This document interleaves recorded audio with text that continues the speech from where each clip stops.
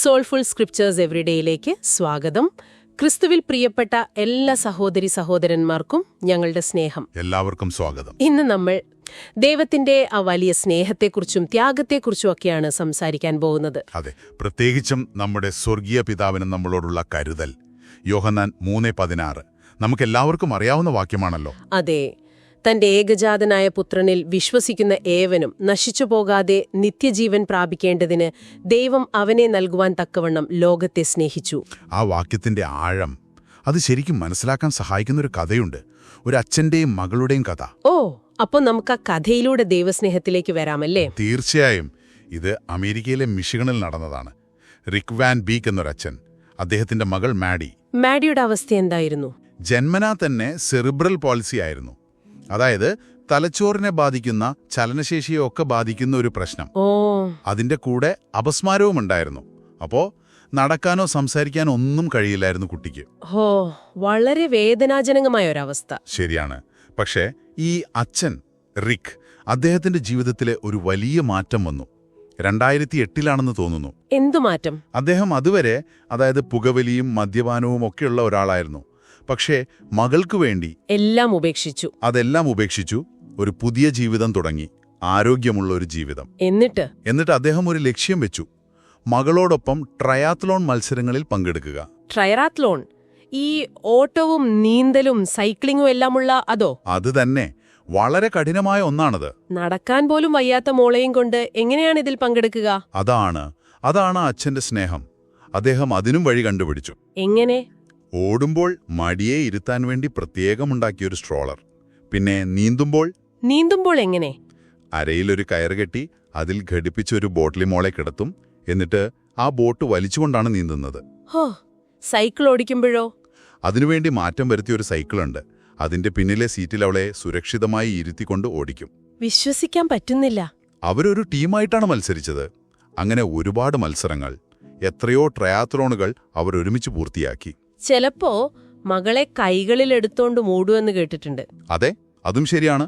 ഈ സ്നേഹം കണ്ടിട്ട് ആളുകൾ അദ്ദേഹത്തെ ഒരു പേര് വിളിച്ചോ, നൂറ്റാണ്ടിന്റെ പിതാവ്, ഡാഡ് ഓഫ് ദ സെഞ്ചുറി എന്ന്. അർഹിക്കുന്ന പേര് തന്നെ. എന്തിനാണ് ഇത്ര കഷ്ടപ്പെടുന്നതെന്ന് ആരെങ്കിലും ചോദിച്ചാൽ അദ്ദേഹം എന്തു പറയും?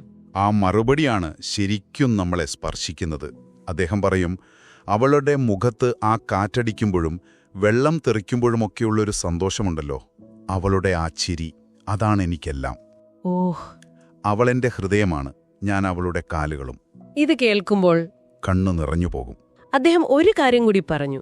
സത്യം പറഞ്ഞാൽ ഞാൻ അവളുടെ ജീവിതം മാറ്റിയതിനേക്കാൾ കൂടുതൽ മാഡി എന്റെ ജീവിതമാണ് മാറ്റിയത്. ഞങ്ങളൊരു ടീമാണ്. എന്ത് മനോഹരമായ വാക്കുകൾ! ഒരു സാധാരണ മനുഷ്യന്റെ, ഒരു ഭൗതിക പിതാവിന്റെ സ്നേഹം ഇത്രേ വലുതാണെങ്കിൽ. അതെ.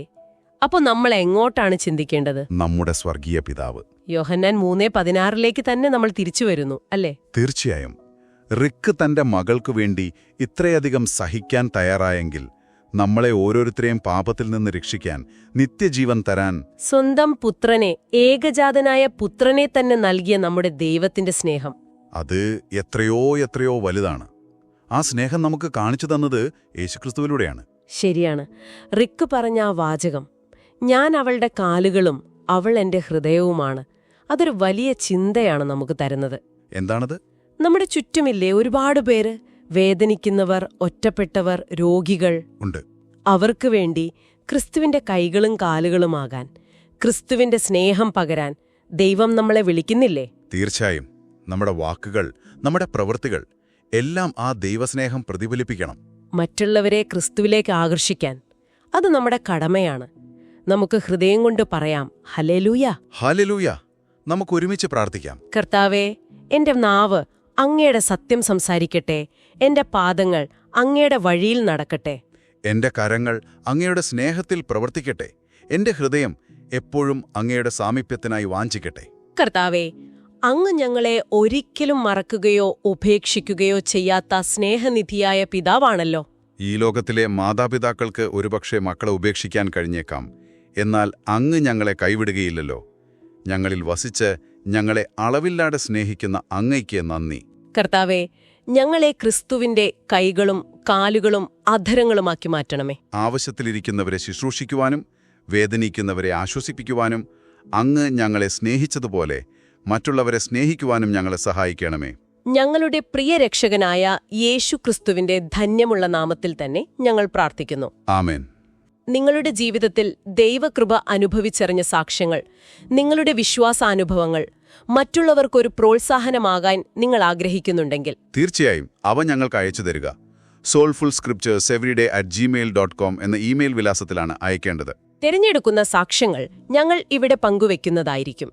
നിങ്ങളുടെ അനുഭവം ഒരുപക്ഷേ മറ്റൊരാളുടെ ജീവിതത്തിൽ വലിയ മാറ്റം വരുത്തിയേക്കാം. അതെ.